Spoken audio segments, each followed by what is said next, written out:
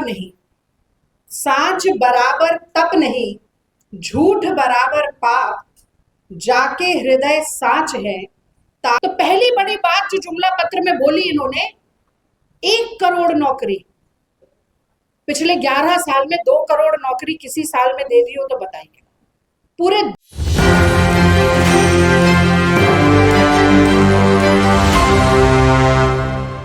घोषणा पत्र नहीं कहती मैं, तो जुमला पत्र कहती हूँ, क्योंकि जुमले ही जुमले। तो पहली बड़ी बात जो जुमला पत्र में बोली इन्होंने, 1 करोड़ नौकरी। पिछले 11 साल में 2 करोड़ नौकरी किसी साल में दे दी हो तो बताइए। पूरे देश में 2 करोड़ नौकरी नहीं दे पाए, बिहार में 1 करोड़ नौकरी दे देंगे। क्या बात कर दी मोदी जी ने। और जैसे ही नौकरी और करोड़ों की बात आती है तो मुझे नाली की गैस पर पकौड़ा तलने वाली बात भी याद आ जाती है। और एक मुझे डायलॉग भी बहुत याद आता है, आपको भी शायद याद होगा, ये 2.5 किलो के हाथ वाला सनी देओल, याद है आपको? 2.5 किलो का हाथ जब पड़ता है तो उतना नहीं उड़ जाता है। पर मैं दूसरे डायलॉग की बात कर रही हूँ, तारीख पे तारीख, तारीख पे तारीख, तारीख पे तारीख। और वैसे ही उसी तर्ज में एनडीए ठगबंधन की घोषणा पे घोषणा, घोषणा पे घोषणा, घोषणा पे घोषणा। तो वो ठगबंधन जो नौजवानों को रोजगार मांगने पर लाठियों से भाजता है, वो क्या नौकरियां देगा? वो ठगबंधन जिसके संरक्षण में 10 बड़े पेपर लीक होते हैं, परीक्षाएं रद्द हो जाती हैं, डिग्रियां बिकती हैं, वो क्या नौकरियां देगा? वो ठगबंधन जिसके शासन में 3 करोड़ 45 लाख रजिस्टर्ड मजदूर हो जाते हैं बिहार में, 3 करोड़ 18 लाख नौजवान पलायन करने को मजबूर हो जाते हैं, वो क्या नौकरियां देगा? ऐसा ठगबंधन जिसकी नाक के नीचे स्कूलों की एनरोलमेंट रेट लगातार गिरती जाती है, देश में सबसे कम हो जाती है, उच्च शिक्षा का ग्रॉस एनरोलमेंट रेशियो 17% पर आ जाता है, यानी कि 18 से 23 साल के करीब 1 करोड़ नौजवान बिहार में उच्च शिक्षा से वंचित हैं। ये क्या पढ़ाएंगे और ये क्या रोजगार देंगे, ये क्या नौकरी देंगे? मुझे लगता है आज ये सबसे बड़ा पर्दाफाश है इनके झूठ का। कहते हैं कि हम आधुनिक शिक्षा देंगे। 17,000 सरकारी स्कूल ऐसे हैं जहां बिजली नहीं है, 86% स्कूल ऐसे हैं जहां कंप्यूटर नहीं है। और ये आधुनिक शिक्षा की बात करते हैं। आधुनिक शिक्षा का आ भी नहीं दे पाए बिहार में, 20 साल हो गए। पूत के पांव पालने में ही दिख जाते हैं, अब तो 20 साल गुजर गए, ये आगे भी कभी नहीं दे पाएंगे। दूसरा बड़ा जुमला, 50 लाख करोड़ का निवेश होगा। पिछले 6 महीने में 11 बड़े कारोबारियों व्यापारियों की हत्या हो गई सरेआम दिन दहाड़े। कौन करेगा इस जंगल राज में आकर निवेश? जंगल राज भी कहूंगी और रावण राज भी कहूंगी। कौन करेगा ऐसी जगह पर आकर निवेश? और अगर निवेश करवाना था तो कह देते ना अडानी जी को। 1 रुपए प्रति एकड़ में जमीन दे रहे हैं, LIC का 32,000 करोड़ रुपया दे रहे हैं, और फिर कह रहे हैं निवेश 50 लाख करोड़ का करवाएंगे। अगर करवा सकते तो जहां चाह वहां राह होती है, अभी तक क्यों नहीं करवाया? और किसी पत्रकार बंधु को मौका मिल गया, उसने पूछा अमित शाह जी से कि औद्योगिक विकास क्यों नहीं हुआ बिहार में, तो कहते हैं जी यहाँ पर जमीन ही नहीं है, कहाँ इंडस्ट्री लगाएंगे, कैसे औद्योगिक विकास करेंगे?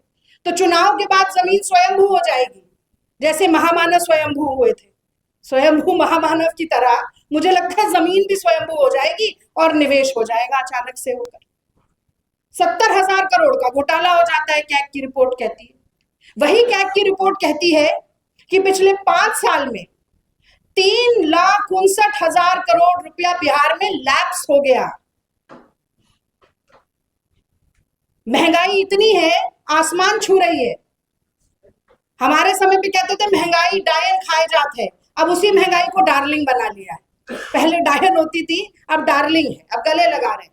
इतनी महंगाई है, इतनी बेरोजगारी है, किसान आत्महत्या करने को लाचार है, और ये इतने घोटाले हो रहे हैं, इतना पैसा लैप्स हो जाता है। तो ऐसे भ्रष्टाचार वाले, ऐसे गैर जिम्मेदार ठगबंधन ना तो कभी बिहार में ये निवेश करवा पाए थे, ना ही निवेश करवा पाएंगे। अब मैं तीसरी बात पर आती हूं, खुद महिला। तो जुमला पत्र में महिला सशक्तिकरण की भी बात की गई। तो आगे मैं इन पंक्तियों के साथ बात करना चाहती हूं कि बिहार में लड़ रही है लड़कियां, तब पढ़ रही है लड़कियां।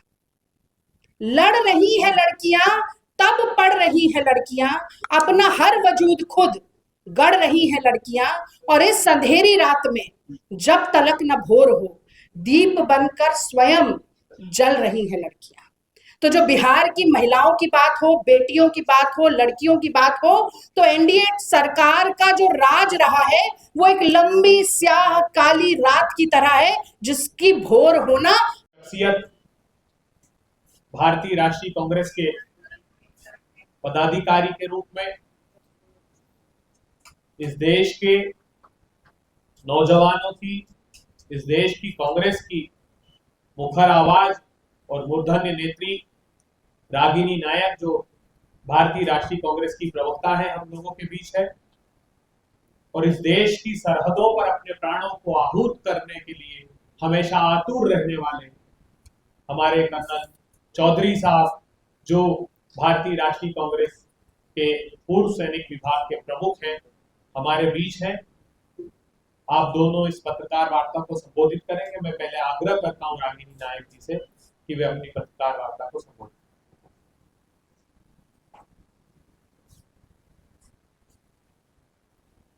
पटना की पावन भूमि में आज कांग्रेस पार्टी की प्रेस वार्ता में आए सभी पत्रकार बंधुओं का मैं स्वागत करती हूं, अभिनंदन करती हूं और इस्तकबाल करती हूं। अपनी बात इस दोहे के साथ आज मैं शुरू करना चाहूंगी और इसी से मुझे लगता है आज की प्रेस वार्ता की भूमिका भी बंधेगी कि साँच बराबर तप नहीं, साँच बराबर तप नहीं, झूठ बराबर पाप, जाके हृदय साँच है, ताके हृदय हरिया। तो झूठ बोलना पाप है, झूठ बोलना पाप है, ये तो हम बचपन से सुनते आए हैं। इसीलिए ये कहना अतिशयोक्ति नहीं होगी कि एनडीए ठगबंधन ने पिछले 20 सालों में बिहार की जनता से इतने झूठ बोले, इतने जुमले सुनाए, इतना फरेब और इतना पाखंड किया कि उनका पाप का घड़ा भर चुका है। झूठ बोलना पाप है, पाप का घड़ा भर चुका है, जो 14 नवंबर को फूटने वाला है। झूठ की बिसात पर राजनीतिक चालें चलते हुए मुझे लगता है कि मोदी जी और अमित शाह जी ये भूल जाते हैं कि जनता को मूर्ख समझने वाला नेता अंततः खुद ही बुड़बक साबित होता है। आ रहे मोदी जी 4 बजे, आप सब लोग जानते ही होंगे, इसके बाद आपको वहीं जाना होगा। करीब 60 बार मोदी जी बिहार आ चुके हैं, लेकिन कब आते हैं? जब चुनाव होता है, चुनावी रैलियों को संबोधित करने के लिए आते हैं। आतंकी हमला हो जाता है देश में, राहुल गांधी जी वहां जाते हैं और मोदी जी बिहार में चुनाव की रैली को संबोधित करने के लिए आते हैं। साम दाम दंड भेद येन केन प्रकारेण, ये इनका मूल मंत्र है। रखिए मूल मंत्र, कोई दिक्कत नहीं है, लेकिन बिहार की जनता की आंखों में धूल मत झोंकिए, झूठ मत बोलिए। तो आचार संहिता से ऐन पहले आते हैं, 62,000 करोड़ की घोषणाएं करके जाते हैं बिहार के लिए, हजारों करोड़ की घोषणाएं, लेकिन ये नहीं बताते कि 1.25 लाख करोड़ का पैकेज 10-11 सालों में डिलीवर क्यों नहीं हुआ अभी तक। और 1.25 लाख करोड़ बिहार का स्पेशल स्टेटस तो छोड़ दीजिए, ₹1 का नेक भी उसमें से निकल कर क्यों नहीं आया केंद्र सरकार की तरफ से, ये बड़ा सवाल पूछा जाता है। कोई जवाब हमें नहीं मिलता। और 2 दिन पहले भारत के राजनीतिक इतिहास की सबसे छोटी प्रेस वार्ता आप लोगों ने देखी होगी, 26 सेकंड की प्रेस वार्ता, यानी कि मैगी बनने में भी 2 मिनट का समय लगता है। ये एनडीए ठगबंधन के नेता 1 मिनट भी टिककर मंच पर नहीं खड़े रहे और सम्राट चौधरी जी को अकेला छोड़कर ऐसे गायब हुए जैसे गधे के सर से सींग। और फिर सम्राट चौधरी जी को खुला मैदान मिल गया कि मोदी जी को खुश करना है, लंबी लंबी हाँको, लंबी लंबी फेंको, वही शुरू हो गया। घोषणा पत्र में भी उस पर आऊंगी, पर एक बात जरूर कहना चाहती हूं, मोदी जी ने 11 साल में एक भी प्रेस वार्ता नहीं की। पत्रकार बंधुओं के सामने, उनके सवालों के सामने ऐसे थर-थर कांपते हैं मोदी जी। लेकिन उनसे पूछा जाना चाहिए कि आप काशी को क्योटो तो बना नहीं पाए।